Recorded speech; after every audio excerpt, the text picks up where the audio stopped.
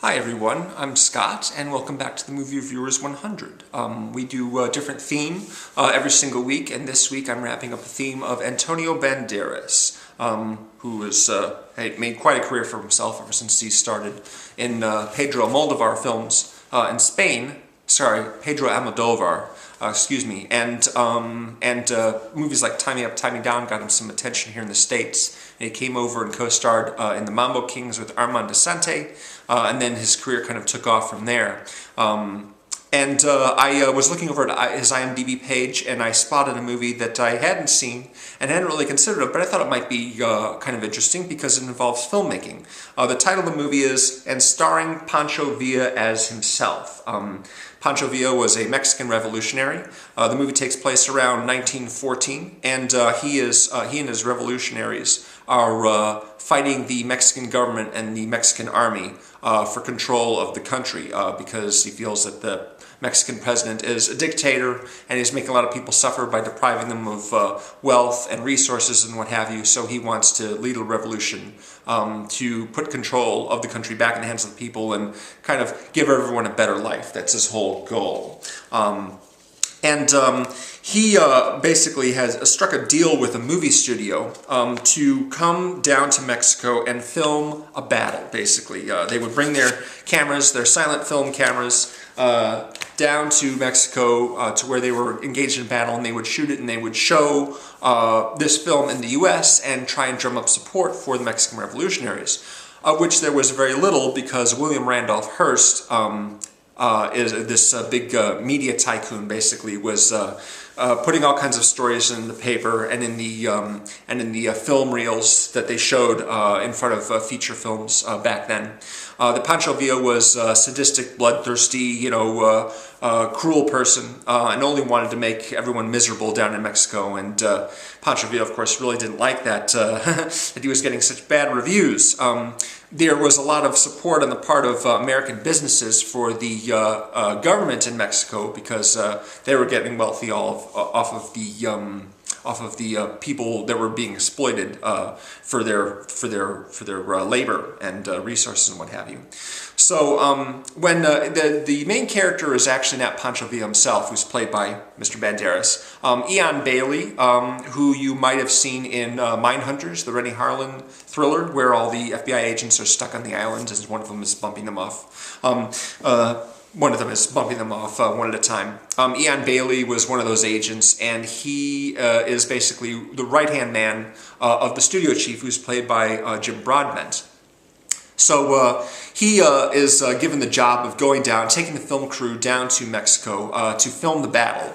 And when he brings the footage back, he and Jim Broadbent are very impressed by that, but very few other people are. They look at it and they don't think they would make a very good film because it's not staged the way other film shoots are, with everyone looking good and the costumes looking good and the scene all brightly lit and clear. There's a lot of dust and smoke, and everyone's not really, their uniforms are dirty, and people just sort of laugh it off and say no one's really going to get into this. And Jim Broadbent and Eion Bailey are very disappointed by this because they feel this is a true story, this is actual footage of a battle, and yet these guys are just dismissing it. Probably because they don't want to get on Hearst's bad side or what have you. But Eion Bailey comes up with an idea. He says, what we should do is we should combine the raw footage of the battle with stage scenes of a dramatized version of Pancho Villa's life. So they go down to Mexico and they strike another deal with him to basically have actors playing himself and his relatives and his comrades and what have you in scripted scenes, and then use the battle scenes as the real footage, basically, of the battle in the film to make it, give it that sense of excitement.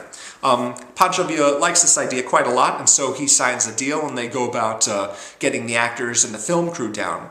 Kyle Chandler from Friday Night Lights and Super 8 plays an actor who's portraying Pancho Villa in the film, and so they have scenes with him saying goodbye to his family and then riding off into battle with his comrades, and he's made up to look more like Banderas, of course.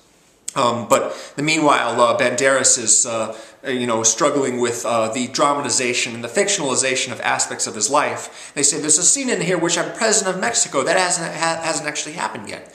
And Eion Bailey was like, look, you know, American audiences, they want a happy ending for this story. Like here, we want to drum up support. We want to show you as a hero. And this can be a fantasy sequence if you like it, but really would be best if we show you triumph in this struggle of yours. So where the title comes from, of course, is that they have actually Pancho Villa play himself in the scene where he is president of Mexico. They set up an office set for him, and they have him in the suit with the flag nearby, and so he basically appears as himself in the final scene of the film. Meanwhile, they're traveling by train as the revolutionaries are making their way towards this fort which they want to take over from the Mexican army.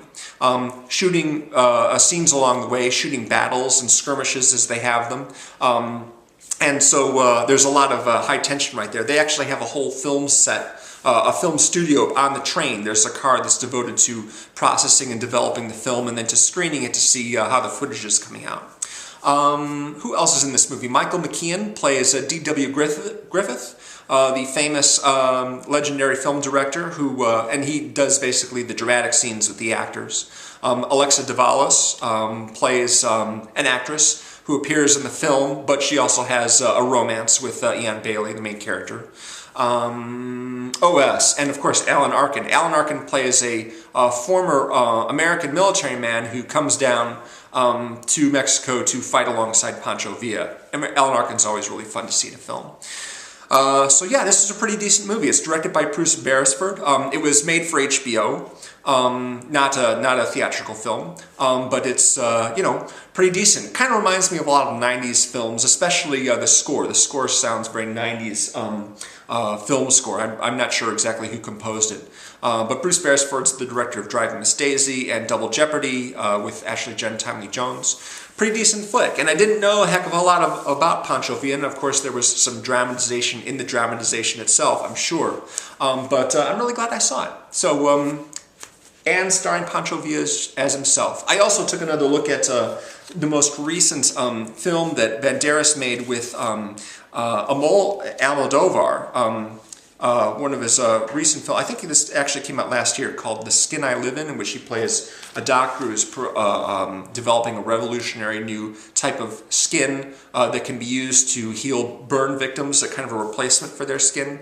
And he has this woman kept in his home, who's played by Elena Ayana, I believe that's how you say her name.